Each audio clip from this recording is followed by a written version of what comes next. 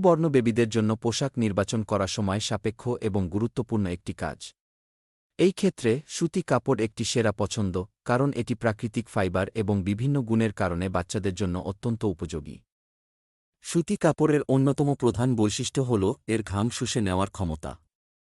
নবজাতকের ত্বক অনেক সংবেদনশীল এবং সুতি কাপড় তাড়াতাড়ি ঘাম শুষে নিয়ে বাচ্চাকে শীতল এবং আরামদায়ক রাখে। ফলে গরম আবহাওয়ায়ও বাচ্চা সহজে আরাম পায়।